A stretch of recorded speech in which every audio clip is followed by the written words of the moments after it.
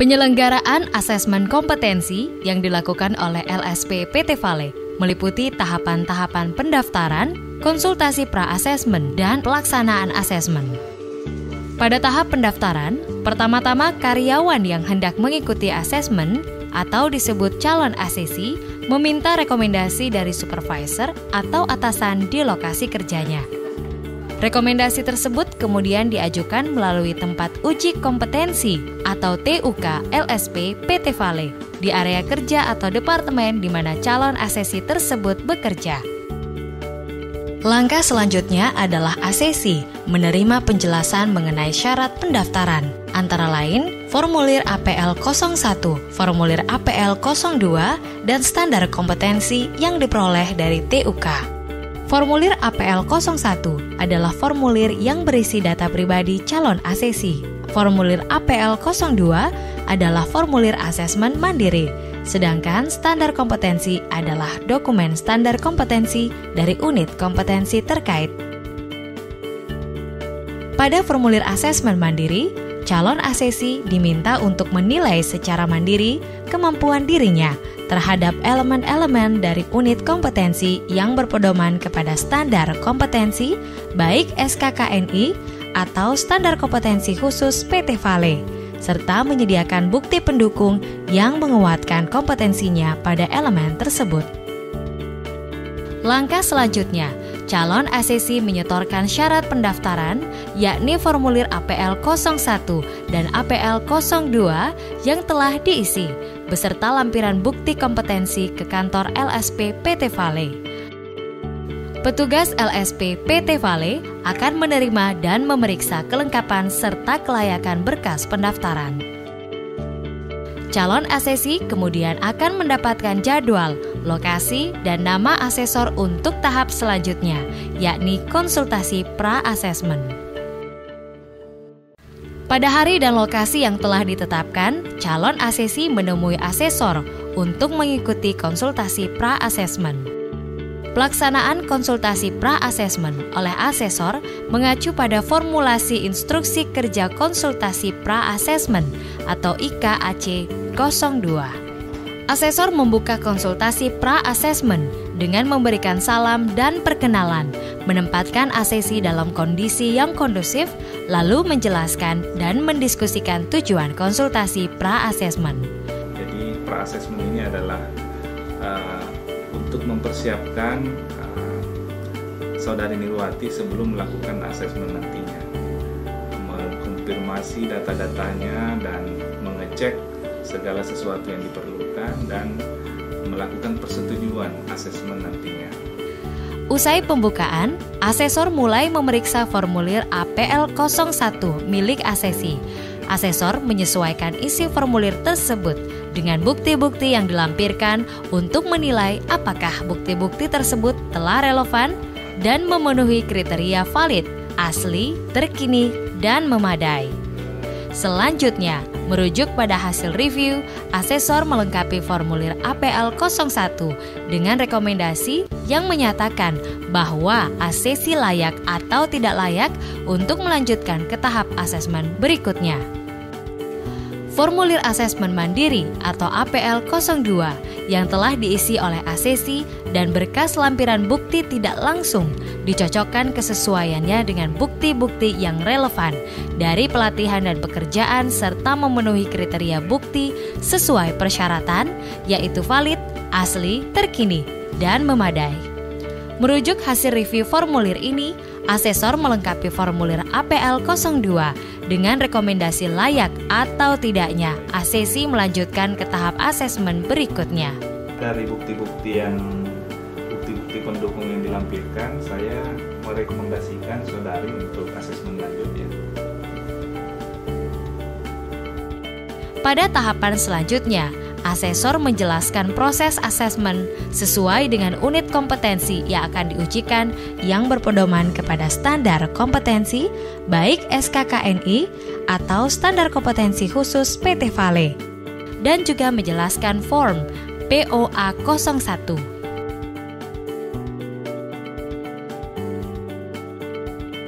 Tahapan selanjutnya di dalam pra-asesmen ini adalah kita akan membahas mengenai rencana asesmen yang ada di POM POA 01 ini ya.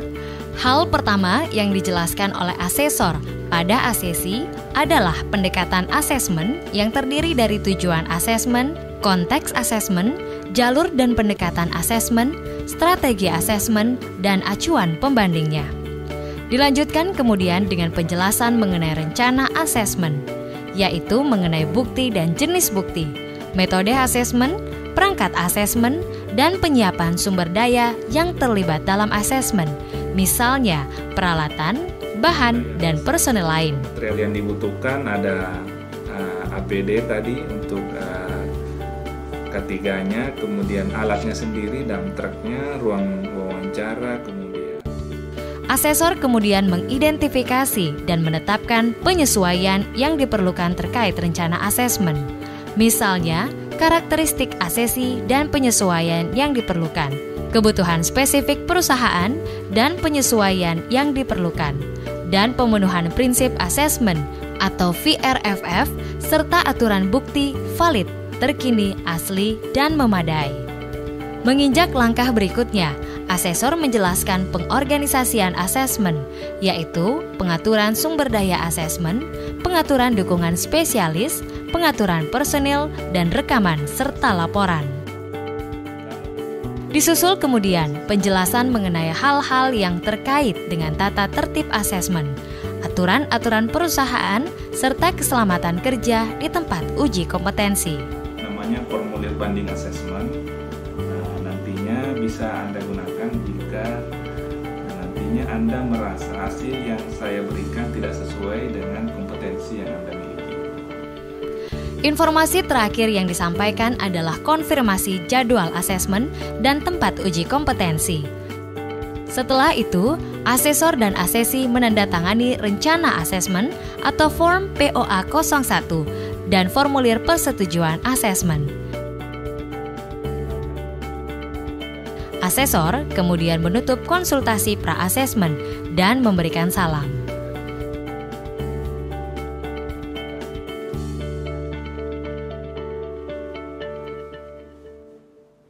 Sesuai rencana asesmen yang telah ditentukan saat konsultasi pra-asesmen, asesi dan asesor bertemu kembali di tempat uji kompetensi untuk melakukan asesmen.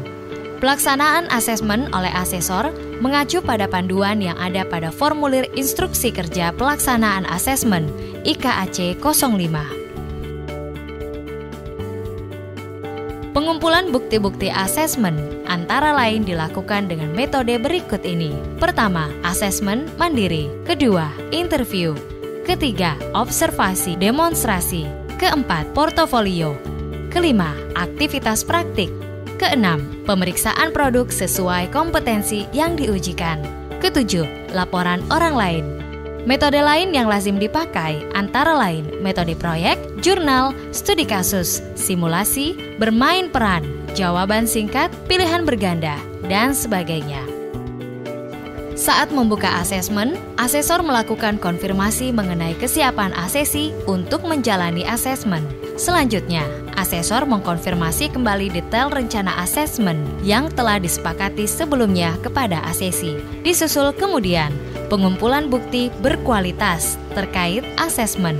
Sebagai contoh, saat asesmen pada unit kompetensi pengoperasian dump truck Cat 777, asesi akan diuji menggunakan metode observasi demonstrasi, metode wawancara, dan metode tes tertulis. Dalam melakukan metode observasi demonstrasi, asesor yang didampingi oleh safety officer di tempat uji kompetensi terkait memberikan dan menjelaskan lembar instruksi tugas praktik atau formulir FRPA 04B kepada asesi. Setelah itu, asesor mempersilahkan asesi untuk mulai mendemonstrasikan kompetensi yang terkait tugasnya. Dalam unit kompetensi mengoperasikan dump truck Cat 777, daftar tugas asesi yang diobservasi oleh asesor terdiri dari penyiapan dan pemakaian alat pelindung diri atau APD, pemeriksaan komponen-komponen serta peralatan dump truck, pengisian checklist harian pemeriksaan alat, dan pengaturan posisi tempat duduk pengemudi. Selanjutnya, observasi mencakup juga cara ACC mengoperasikan dump truck, mulai dari menghidupkan mesin, mengoperasikan sampai memarkir kendaraannya, juga bagaimana ACC menjaga kebersihan unit dump truck tersebut. Sementara ACC menjalankan langkah-langkah yang tadi, asesor memperhatikan sambil mengisi kolom pencapaian dari instruksi-instruksi yang ada sesuai dengan poin observasi yang ada pada formulir FRPA 04A. Tahapan pengumpulan bukti melalui metode observasi dan demonstrasi diakhiri dengan penandatanganan formulir FRPA 04A oleh asesor dan ACC.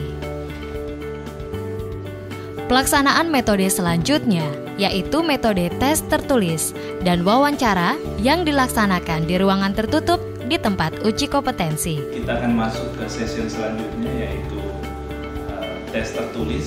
Tes tertulis dilakukan dengan memberikan beberapa soal terkait unit kompetensi yang diujikan. Waktu pengerjaan tes tertulis sekitar 45 menit. Setelah tahapan tes tertulis dilewati, ACC kemudian menjalani tes wawancara langsung, di mana asesor memberikan sejumlah pertanyaan menyangkut kompetensi ACC sesuai yang tertera pada formulir FRPA 08. Setelah semua tahapan asesmen diselesaikan, asesor akan mempersilahkan ACC untuk beristirahat dan bersiap untuk tahapan selanjutnya.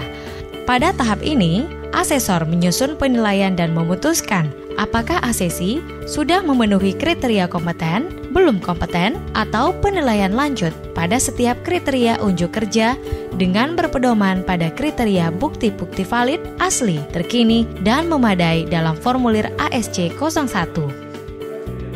Setelah itu, asesor akan memanggil kembali ACC ke ruangan untuk menerima penilaian terkait proses asesmen. Pada tahap ini, asesor memberikan umpan balik kepada ACC terkait pencapaian dan kesenjangan unjuk kerjanya, beserta saran tindak lanjut hasil asesmen. Setelah itu, asesor akan mempersilahkan ACC memberikan umpan balik dalam bentuk jawaban atas pertanyaan-pertanyaan kuesioner yang ada pada kolom umpan balik ACC dalam formulir ASC 02. Selanjutnya, asesor mengisi kolom catatan pelaksanaan asesmen. Setelah tahapan ini dilakukan, asesor membuka kembali form ASC 01 untuk menjelaskan dan menandatangani hasil keputusan asesmen beserta rekomendasi tindak lanjut. Setelah itu mempersilahkan ACC untuk menandatangani formulir tersebut. Untuk mengakhiri proses asesmen, asesor menutup asesmen dan bersalaman dengan ACC. Baik, saya ucapkan selamat atas capaian unjuk kerjanya dan semoga dipertahankan prestasi itu. Terima kasih banyak, Pak. Setelah semua tahapan asesmen selesai, asesor mengisi formulir ASC 03 mengenai peninjauan ulang terhadap proses asesmen yang kemudian akan dicatat dan dilaporkan kepada LSP PT Vale.